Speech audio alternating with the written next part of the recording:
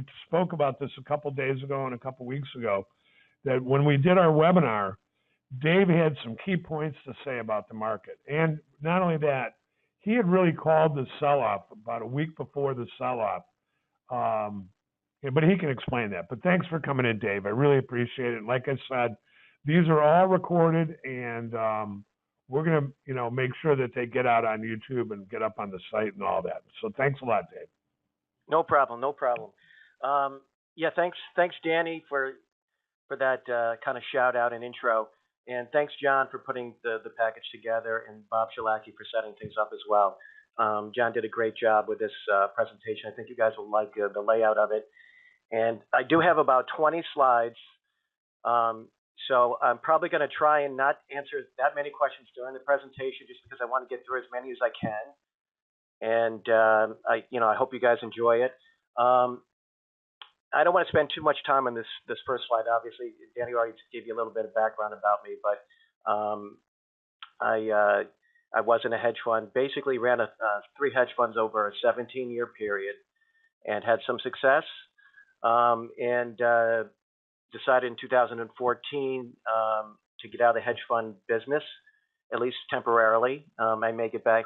We're talking about potentially starting a new one, but just take a break. And was just been trading family assets and my money, primarily in the ES. So without further ado, I'll get to the slides. Let's have some fun. I would like to introduce Ray Dalio. He made a timely call recently. I just want to see if you guys remember this. And there's a lot of cash on the sidelines. I don't mean just investor cash. I think banks have a lot of cash. Corporations have a lot of cash. So we're going to be, I think, inundated with cash. I think that that's going to produce a lot of stimulation, and I think perhaps a market blow-off. In other words, we're in a situation where if you're holding cash, you're going to feel pretty stupid. And with that, everybody is going to become more deployed, clasped. All right, I just wanted to share that. I thought it was kind of funny. Can you guys hear me?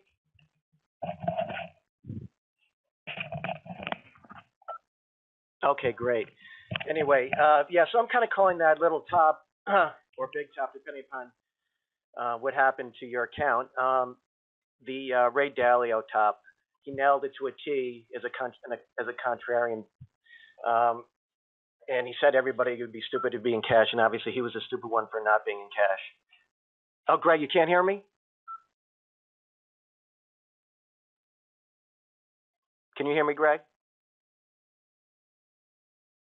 Let's see. Okay.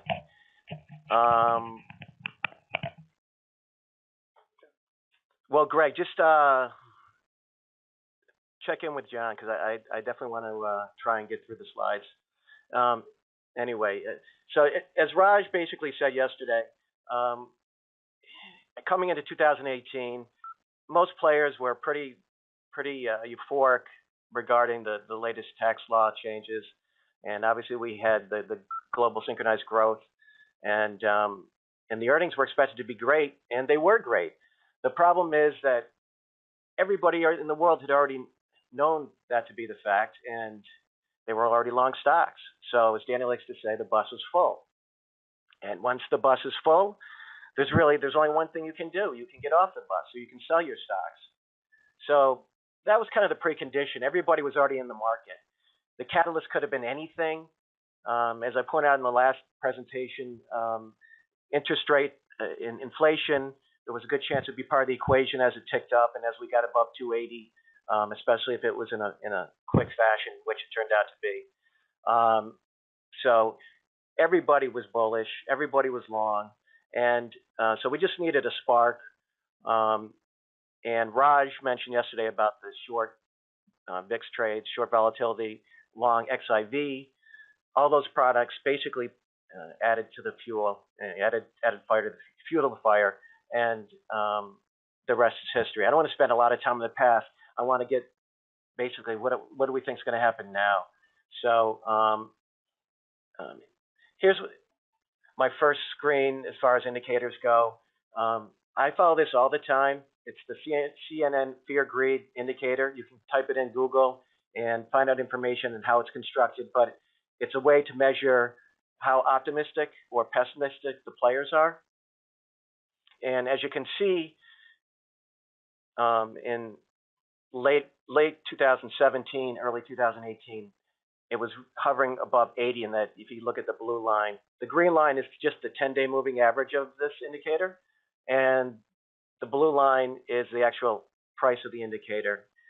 SentimentTrader.com compiles this particular chart, and you can reach out to them, or you can just type in CNN fear greed indicator. You want to, generally, it means when people are very euphoric, it'll be above 70, or in this case, it got up to 80.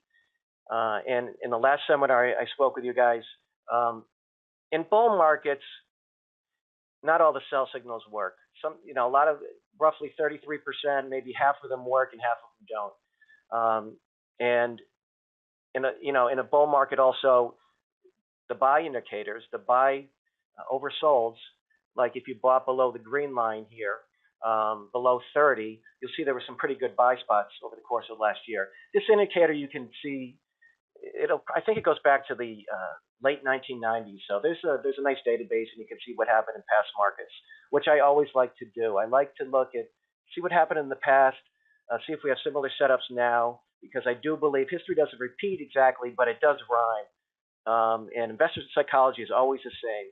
People get greedy and they get fearful. When they're greedy, you want to be selling, and when they're fearful, you want to be buying. So recently we got down to 17 in this particular indicator, which was the lowest level we have seen since roughly 2015.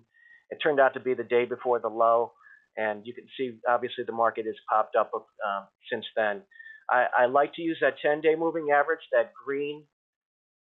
this green line right here, and when that turns up, which actually it did last night, it gives me a little bit more confidence that we're pretty oversold.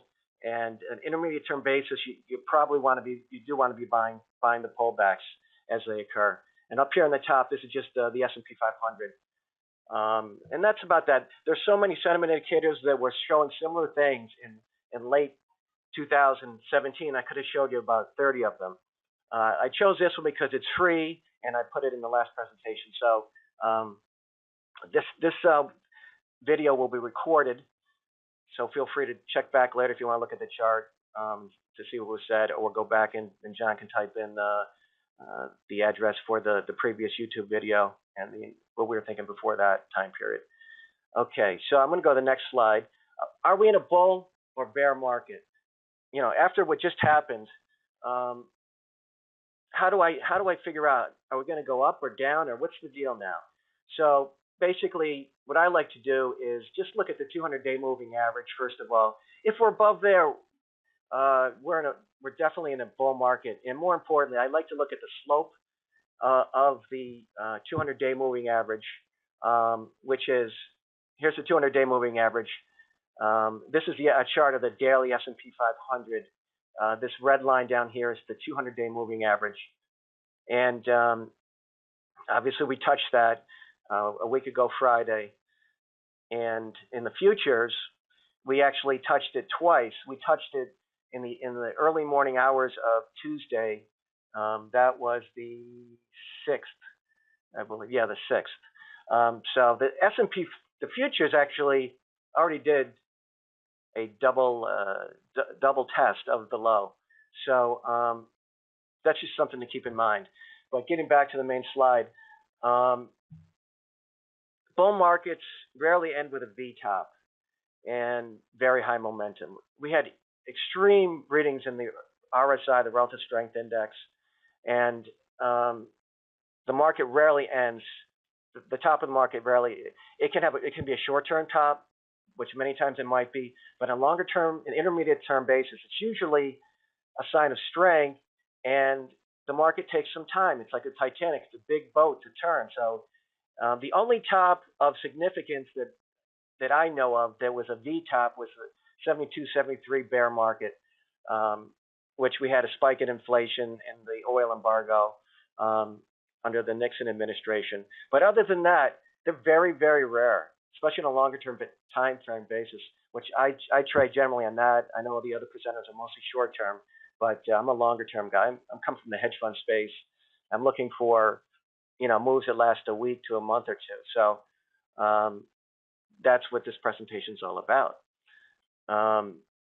And a friend of my brother's actually recently commented how that the game will probably keep going as long as they can. They'll do whatever they can. The large institutions and the central banks will keep trying to keep the ball and keep the inflated markets up because they're making a ton of money. The hedge funds and certain other large institutions, they don't want the game to end, so they're going to do whatever they can.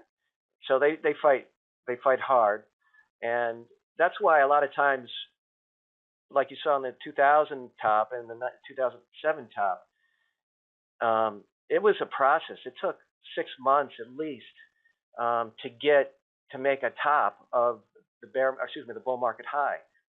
So just keep that in mind. We just had the first decline.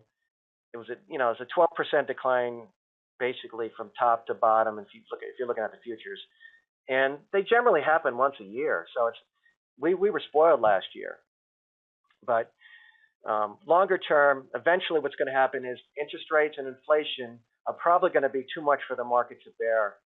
But for now, I'm still buyer pullbacks because we're above the 200-day moving average and it's upward sloping. So until that changes, I do think you want to be buying pullbacks. But now you also have a chance to sell rallies.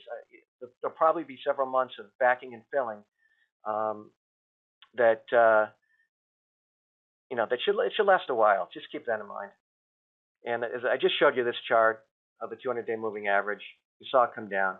We retraced almost a little bit over 62% of the decline, and so that was that. I'd like to call here's the bottom line. I was mentioning the RSI. This is a daily RSI, 14-period RSI. It got to one of its highest levels of all time, and it obviously came back, got below 30, I believe, the other day. Here's ES futures. This is primarily what I trade. Same thing. We did get oversold. You'll also notice the volume was spiky. It was a panic. The other thing that happened this day, I don't know if everybody's familiar, and they probably are if they trade futures, is the CME itself raised its margin requirements, and then on the back of that, I got an email that my margins were being raised. And a lot of times people front run that news. I know I was talking to Danny the prior weekend. I said, Danny, when are they going to raise the margins? That they're way too low given the current volatility. It's like, I don't know, I'm here. They have raised them in the options, but they haven't done anything in the futures. But that turned out to be the low. The day that they raised the margins, that turned out to be the low. And you may want to keep that in mind. There may be a time, as volatility calms down, that's reversed, and that actually a lot of times can be a top after you rally quite a bit and the volatility comes down. So just keep that in mind. Here's the weekly chart of the S&P 500, and one thing I did want to note here: you look, you can't really see it; it's a little dark over here, but the top in 2015, it took basically from the end of 2014 till August. The market kind of drifted up a little bit sideways, but you also notice that the blue line down here, it's very dark blue. It basically was not, even though we were making highs in the market, the relative strength index was not.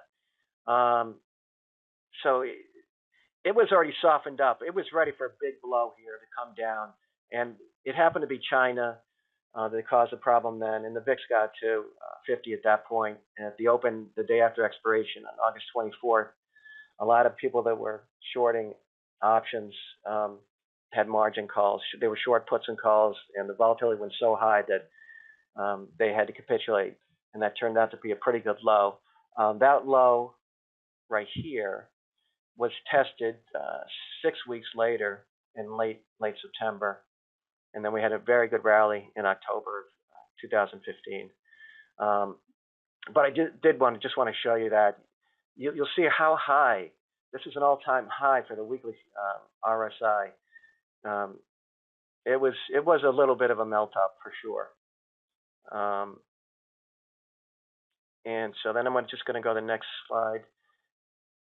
Now here's 2000.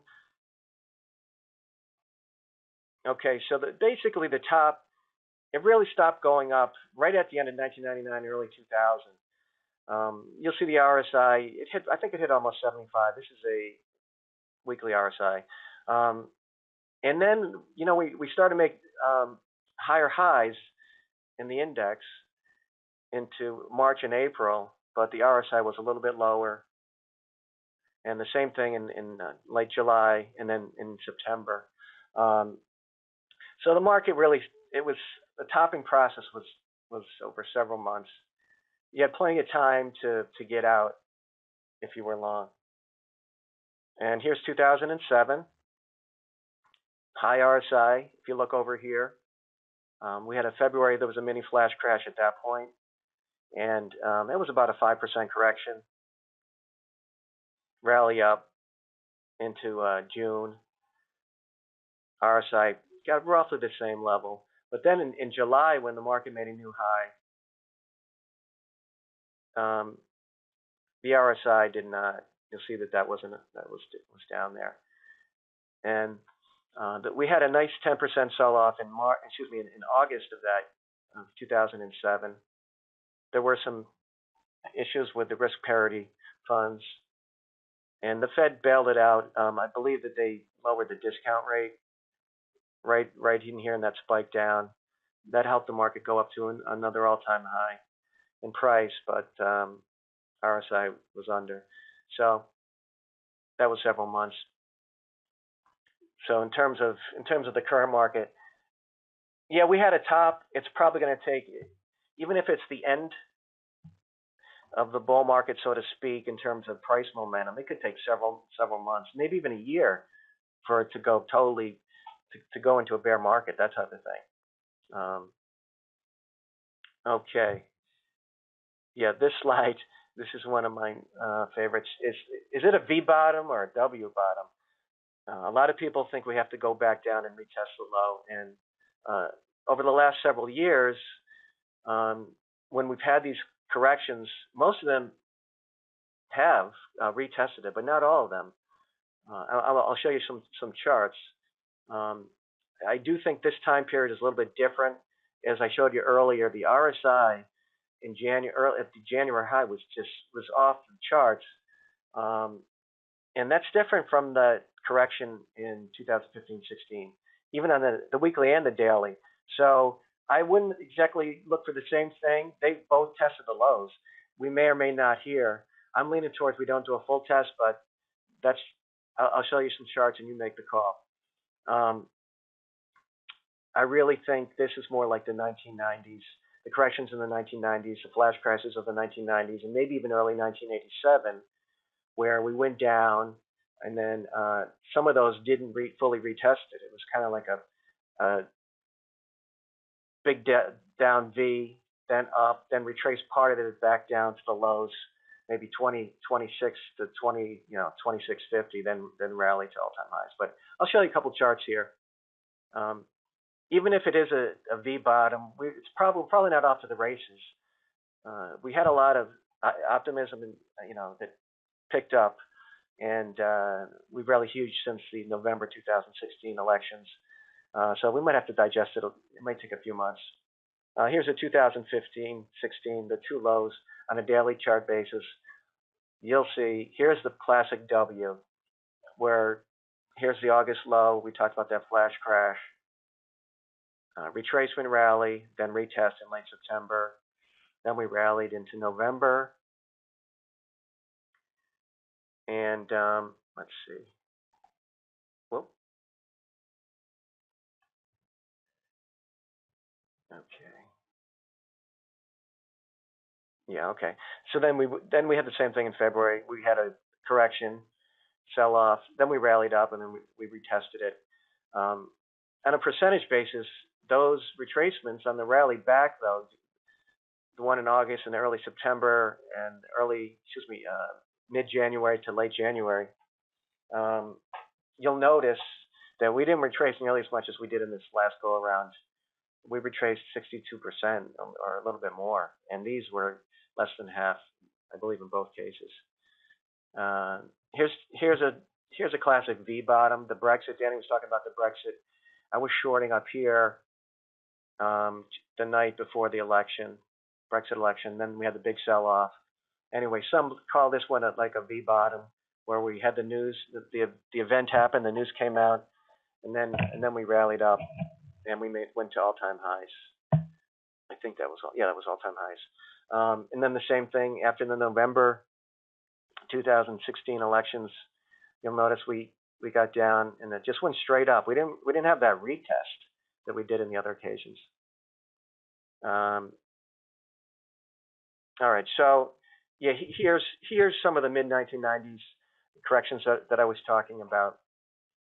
And before I forget, all the way on the left here, you'll see in the last presentation, I was kind of thinking we were more in this ballpark, that we'd probably only have a 5% correction. And who knows? With that, some of the VIX blow up, as Raj mentioned, we may, without the VIX products and some of the volatility issues, we may have only had a 5%. I do think they added maybe perhaps double the amount of volatility just on those types of products and the short sellers of the index options. But in any event, here's the July. It was a 10%er into the summer of that year. You'll see we had a sell-off. Wasn't exactly crash, but it was 10% intraday from the top in early July to this low, and it got close to retesting. It wasn't a full retest, but we rallied up pretty quickly, and then you'll see it kind of meandered into August, the summer doldrums, and then it sold off into Labor Day, and then was off to the races again. And something like that might be possible. We may have, for all I know, since the futures did retest it, it's possible we're up in this ballpark.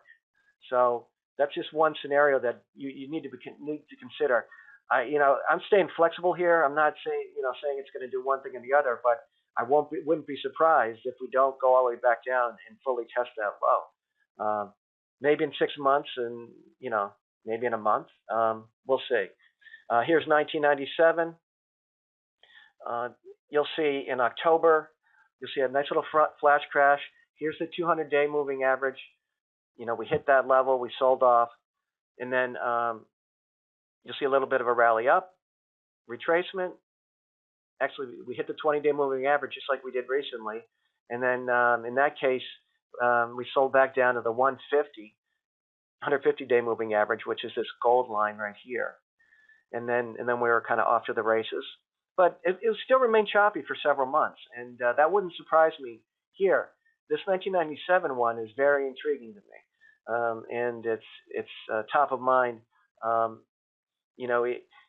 lot of times we do have that rally into the earnings, like I mentioned in the last segment or last seminar in January, that you rally into the earnings, which in this case will be in April.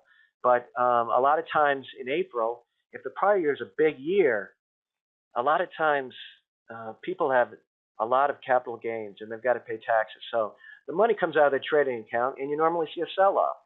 So right now, I'm under the assumption that I'm going to be trading some ranges. On the low end, I want to be buying it, as we go towards the lower end of the range, if it affords me the opportunity, and then sell it towards the high end. And maybe we do test the high sooner rather than later. I'm not sure, the 28.75 level. That's possible, but I'll probably be a seller initially up there. Here's 1987, another possibility. Very strong rally in the February to March into early April, and then we had it doesn't look like it, but this is a 10% decline here. If you look actually into March, we had some high RSI readings. They were above 75, kind of similar to what we had. Obviously ours were even stronger currently, but this is one roadmap where you kind of have this sell-off, retracement back up. This one did get closer to retesting the lows in a few days later, and then it actually had this another rally up towards and retrace maybe looks like about 75 to 80% of the rally, then back down to the lows. And then it was off to the races before you went into the August time period, and you began the beginnings of what will be. I don't think I have this slide in here, but the crash of '87. I don't think we're at the crash point of '87. Keep in mind, believe it or not, in this early March, April time period, we were up something like 30% on the year already, and the VIX wasn't in existence. They had some other volatility indexes, and the VIX would have been like, even when we're at a high, it would have been like 25 to 30. It was really jacked up. It was really high back then. And so that's just something to keep in mind.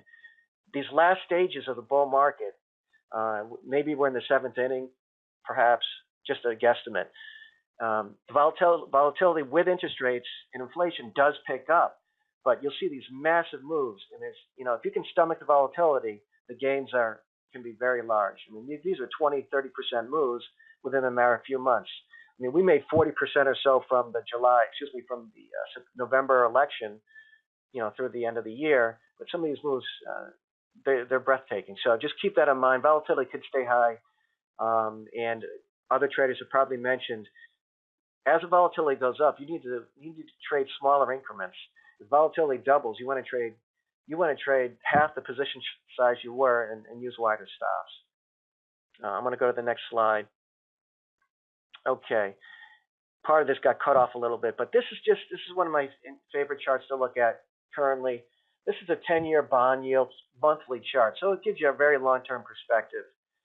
And you'll notice in late spring, summer 2013, we had this, what is now called the taper tantrum.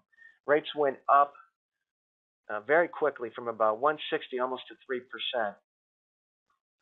Now that caused about a 7% fall in the market, and that time period was a little bit. People definitely got scared, but eventually the market accepted the higher rates and went on its merry way. The bond market yield kept going up until the end of the year. 2013 turned out to be a year where we were up 33%. So even though rates did go up, the market was able to hold its own. There are two components to consider here. One, in the late May, early June time period, the rates went up very fast, very rapid, and the market cannot stand that. No market can. In our market, in this case, we only went up. We really didn't go up that much.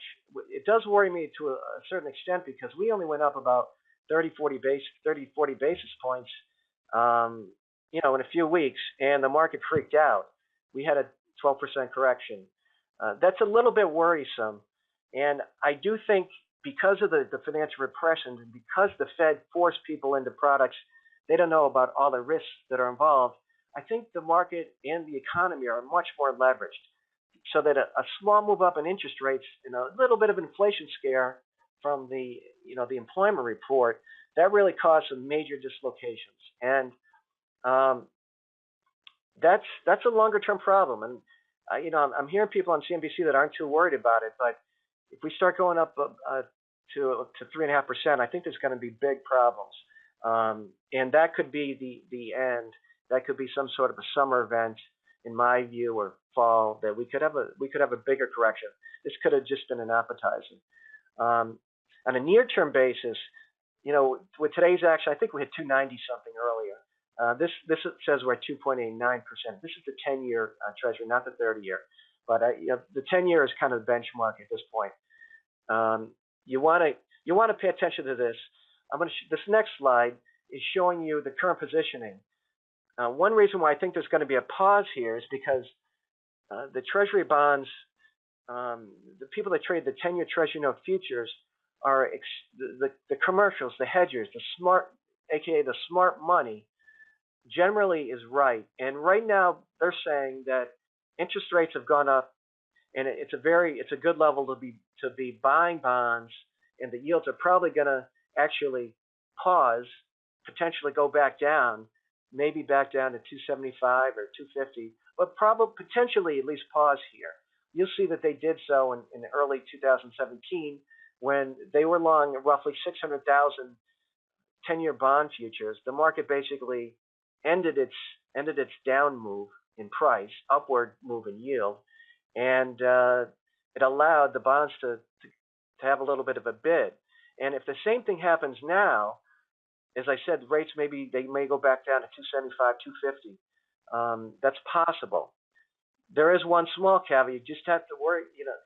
We are in a bear market in my view, and if we are in a bear market, surprises can be to the upside. So just bear that in mind. We're supposed to stop here at around 3% and have at least a pause, but it's not a guarantee. If we do pause here at 3% and go back down to 275, I do think that will be a tailwind for equities, and so that's one reason why we could it could be okay for equities, intermediate term. Okay. Here is volatility, the monthly volatility chart of the VIX, and you'll note that 50 has been a fantastic level in general since 2009. If you bought when the VIX went to 50 or near 50, it was a great buying opportunity.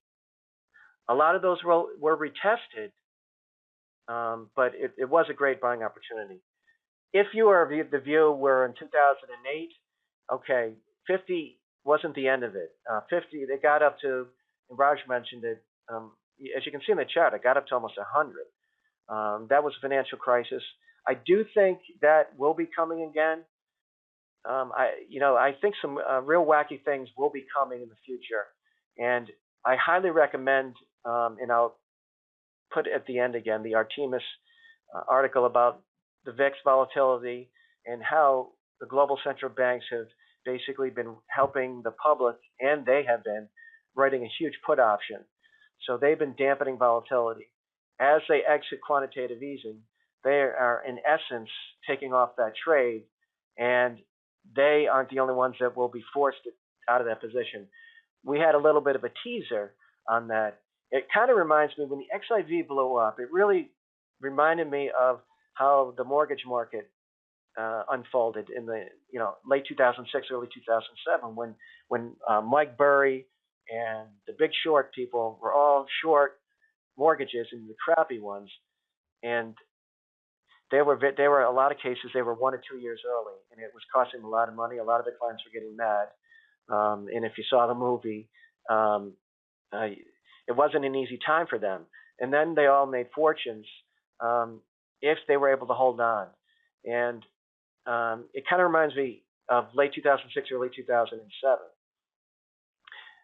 that the powers that be are going to stay and try like heck to keep the game going.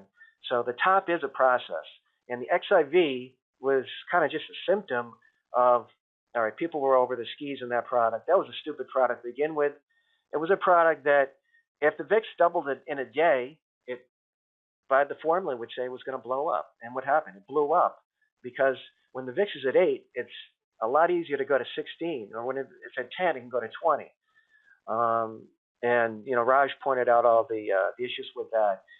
One thing that if you were around that Monday night, all the gains really happened from 4 to 4:15.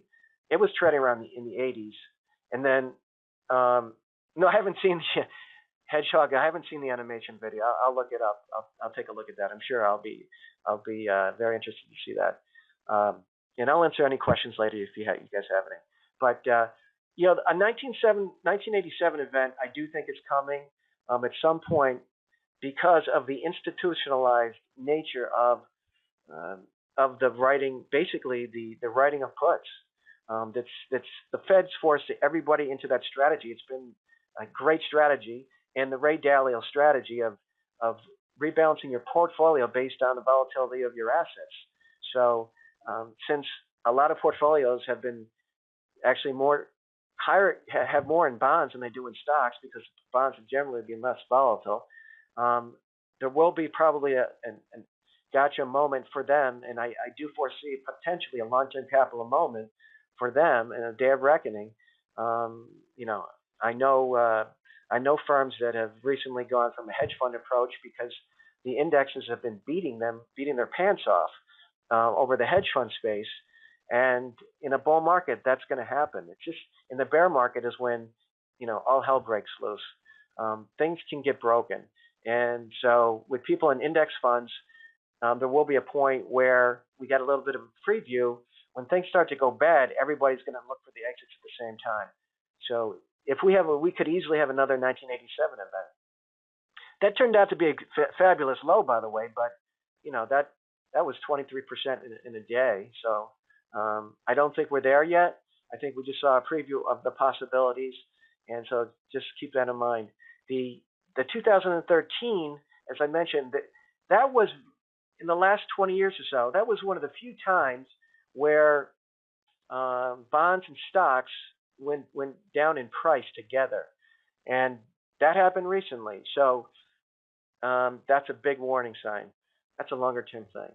But before I get too carried away here, I just marked here. This is the S&P chart, the monthly chart, the same time period where the VIX approached 50. You see these green arrows up. That's where we hit 50 in 2010 after the flash crash. In the summer of 2011, during the government shutdown, we hit 50, and that actually was a W bottom. That took many months to play out, early August to late October. You did have plenty of chances to get in that one, but keep in mind we actually softened the market up. Again, it's a slight difference from now. The highest momentum readings back then were early in the year, into February. Then we actually did have a small correction. Then we rallied up into late July or mid-July, and then we had a major sell-off to 20% down. This is a 200. That red line in this monthly is a 200-month moving average. We touched that. We haven't come close to that in this latest correction. If you look at it now, we barely hit the 10-month moving average. So in the grand scheme of things, this recent decline was nothing. Here's the 2015 where we hit 50 in the VIX. It was a great buying opportunity. You made a couple hundred points or so, and if you bought when the VIX hit 50.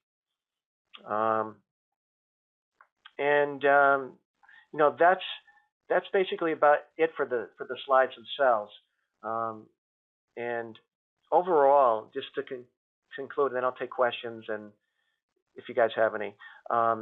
We had this big, obviously major rally, and we had a correction, and that's not a big deal. There's a flash crash,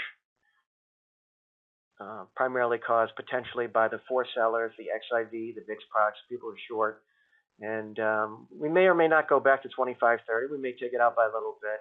At this point, I'm saying if we do go back down, it will be a successful test. We're too early in the cycle.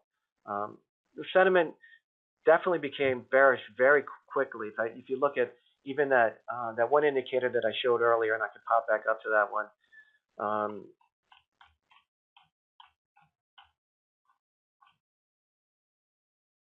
Here's the CNN fear greed.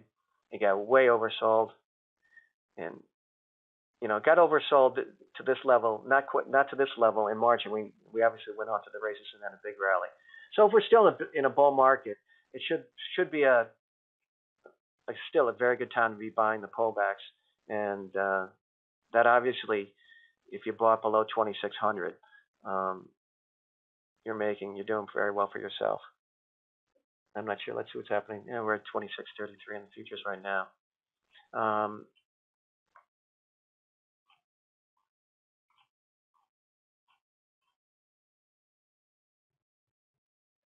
Okay. So also to conclude that, as I mentioned a little while ago, bond rates have risen as quickly. I do think that they're going to probably hold here at 3% for a few weeks or months, and then they'll probably end up ticking back up, but it could take a little bit of time. And if we do tick up, especially towards 3.5%, I'm not as sanguine about that. I do think it will cause some problems later on most likely in the summer. And again, as long as we're above the 200-day moving average and it's sloping upward, I'm assuming we're in a bull market. Expect the VIX to remain elevated. The last leg, when inflation picks up, you do want to expect that the VIX is going to stay high. We may not see 10 for several. It's possible we don't see 10 for several years.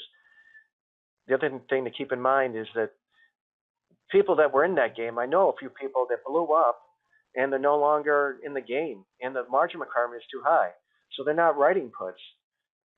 They were helping the VIX get to 8, 9, 10. So that's one thing to consider.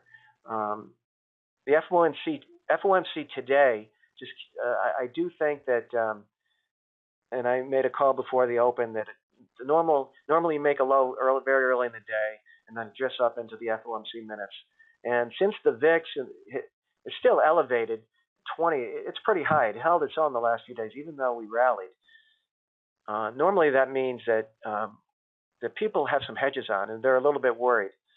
I'd say the narrative on the street is that since this is these Fed minutes coming out at 2 p.m. were pre-Fed before the flash crash, that they were probably a heck of a lot more hawkish. So people are worried about that. They probably already took out protection. So that actually helps in my view, it helps the market because they're already protected. And then once the news comes out, even if it's probably that they are hawkish, market already knew that, and people have to unwind the hedges. The normal, especially when you're in a bull phase, normally the FOMC minutes are similar to FOMC announcement. You drift up into the announcement, in this case of the minutes, and then you have some two-way back and forth. And we'll see if people are coming to this event like it's excuse me.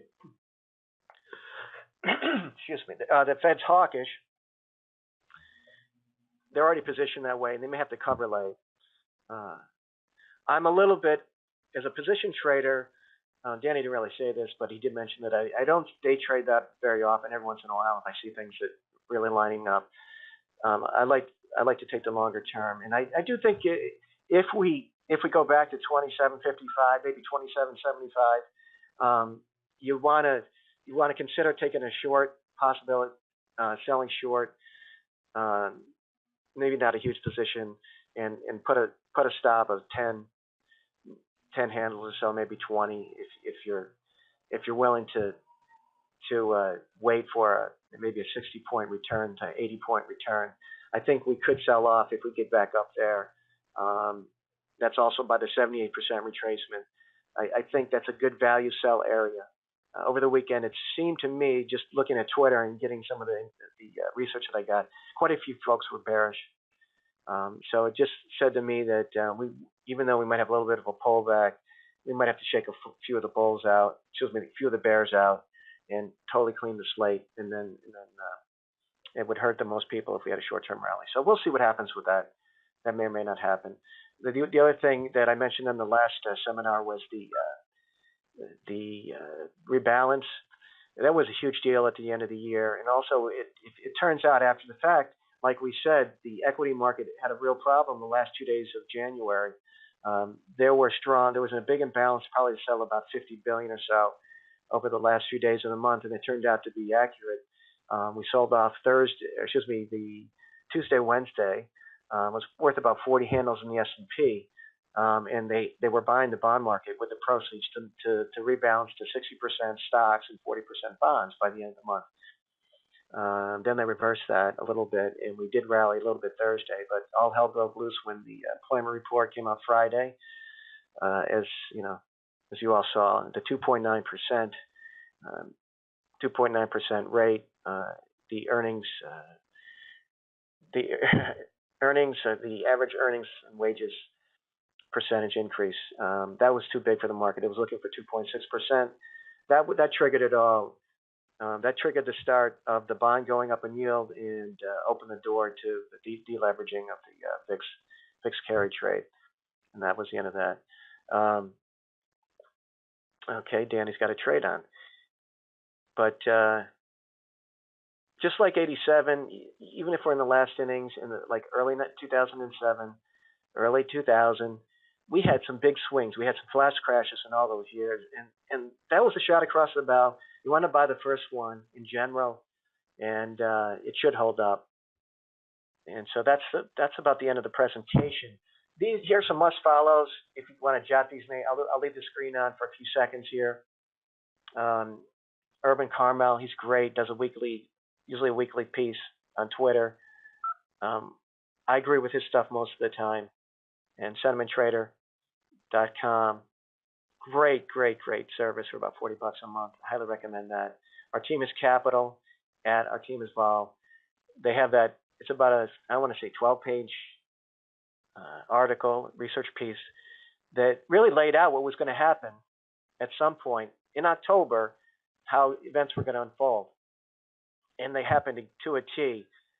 It wasn't a full unravel, but they called it big time. They thought the XIV, which I sent to my brother, and I told him that the XIV was probably going to go to zero in October.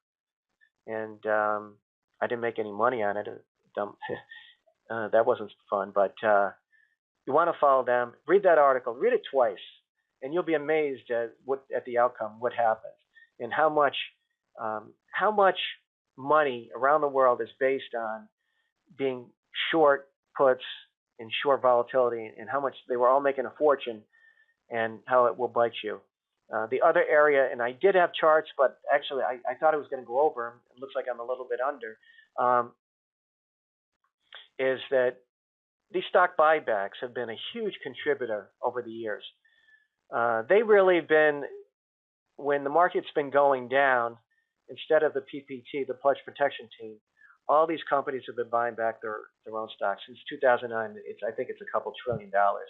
It also equates, as they've been buying, they've been selling debt because rates have been so low, extremely low. They've been able to sell debt at less than 2%, in a lot of cases 1%, and buy back their stock. Now, that's great in the short term, and it does help their earnings. But as interest rates go up, they can't keep doing that. So I'm expecting that stock buybacks are gonna stop. You're gonna slow down, and they've been a big buyer.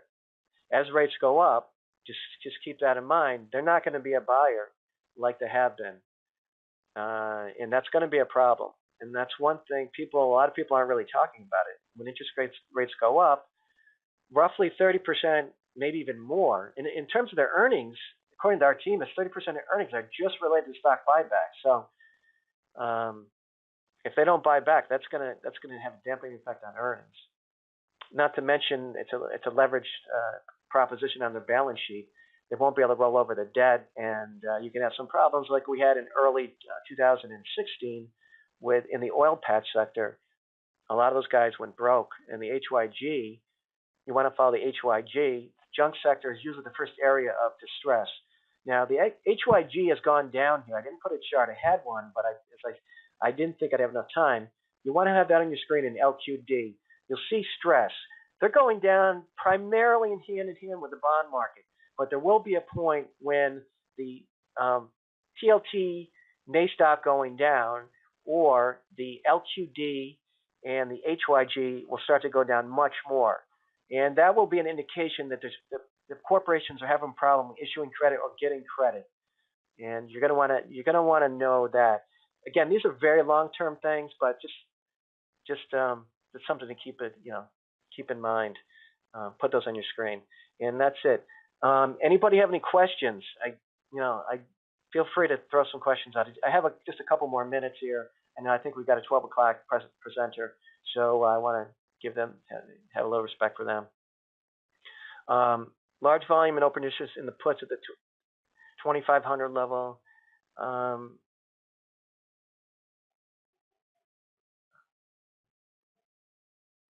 Could be any number of those things. Is it relevant? It's always relevant to know where the strikes are. Those are kind of targets. The more open interest are, they're at a level that you'll know if we approach them, somebody's going to be in trouble. I know that a lot of guys got blown out, but Leon Cooperman said that I believe he's got the 2250 puts that he was short, and he said he was going to keep them. They went from like $5 to like $100, and then back down to 60 as of a week ago. So there are people that kept those, and in a long-term sense, those could be problems, next fall. people with those December options or even into the following year, it seemed like free money. It's basically people getting a monthly paycheck every month. It was kind of an alternative way to have non-correlated, which they thought were non-correlated returns in a separate asset class. But I have a chart of the monthly XIV, and I commented over summer that it was in a bubble last summer, and it can go down 40 or 50%. And people were kind of laughing at me, but it caused major problems. And Raj went through all those yesterday. Let's see. Is there any more questions? I'm going to put my headset back.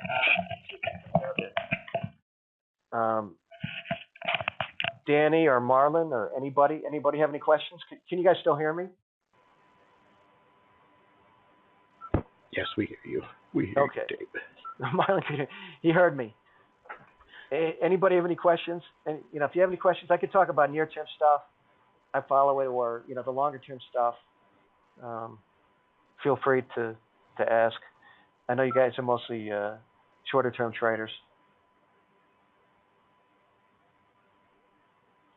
Ooh, early 70s. Early 70s. I don't think it's exactly the same.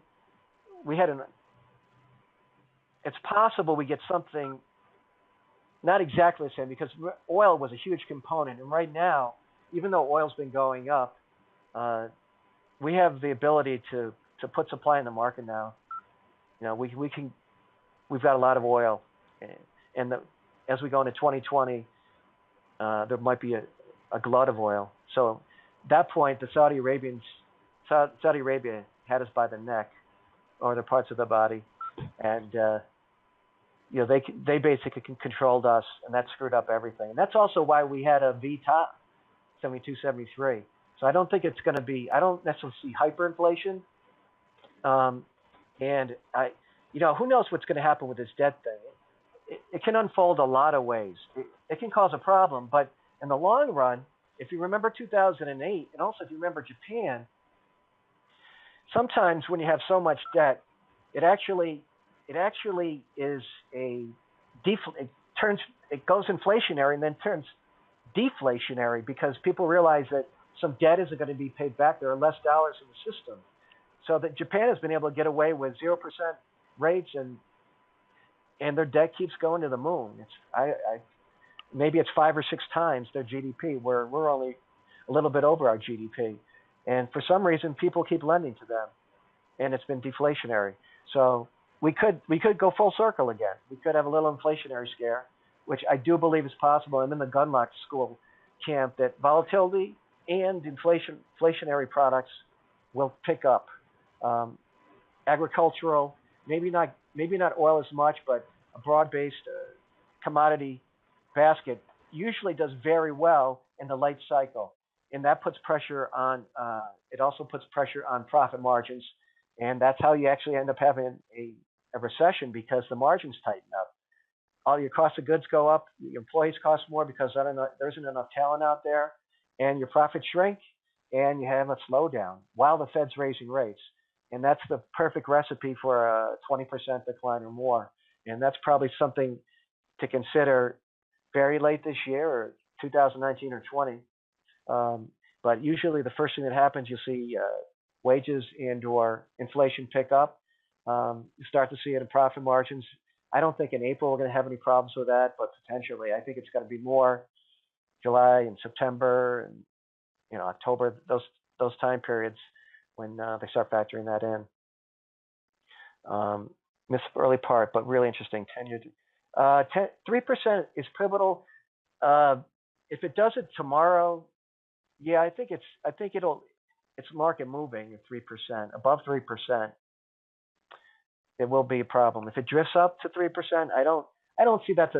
I don't think if we drift up to 3, go to say 3% over the course of a couple of weeks, it's not going to be catastrophic. I think any movement towards the back end, bottom end of the range, 2530-ish, below 2600. I think we'll probably hold like many of the analogs did.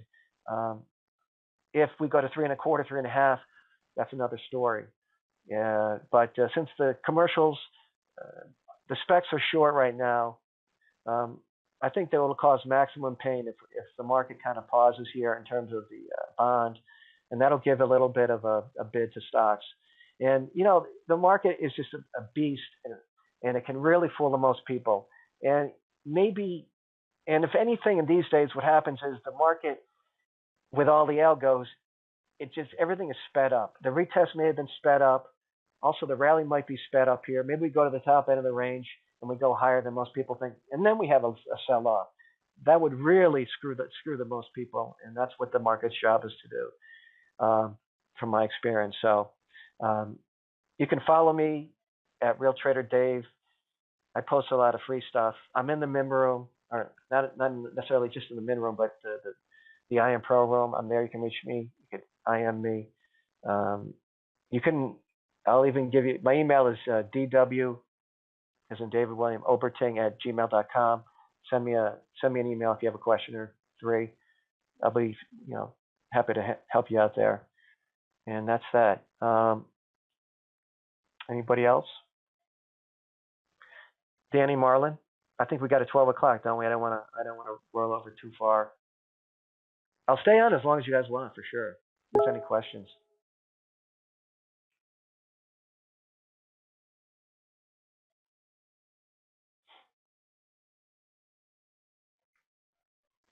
Danny Marlin.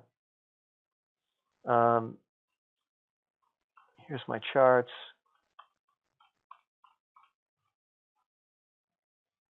Yeah, here are the futures. Oh, you can't even see it on the daily. Yeah, how we went down. We went down. We may have already had the test. I know Jeff saw it. He's a pretty good, smart guy. He thinks that we're probably only going to go back to 2,700, 2,680. Possibly. I think it might be a little bit deeper than that. Would be my guess, but we'll find out. FOMC minutes at 2 p.m. You definitely want to stay tuned for those. It's going to be a big deal. The next week's rebalance, I don't think it's going to be huge, because both stocks and bonds are both down. So there's usually a big rebalance if one gets out of whack, but they're probably roughly 60-40 still. So don't look for a huge walkaway trade in a month in that regard. You do have the risk parity funds that have been selling and will continue to sell. They're a little bit slower than the ETFs, VIX ETF funds to bail. Some of those are on a monthly and bi-monthly time frame. They measure volatility, and they'll rebalance. Since volatility has picked up, they're going to be selling stocks, and they will be for the next couple of months. That doesn't mean we can't go up, but it does, as we approach the upper end of the range, I would definitely become more defensive, and for the near term. I'm a seller of rallies and buyer pullbacks for now, just like most of these analogs. 1997, one of my favorites. That would be interesting if this rally ends up here, and we sell back off and we go to the 150, 150-day moving average. That's at 2,600, slowly moving up. Marlon, you guys around?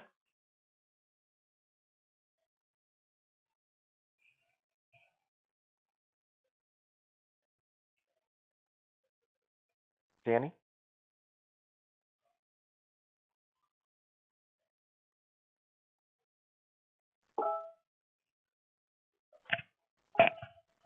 Oh, I think I'm off. Okay, let's see. Okay, I'm ready. I'm going to log off. It was great to be on. Thanks a lot for everybody and for your time. Hold on one second.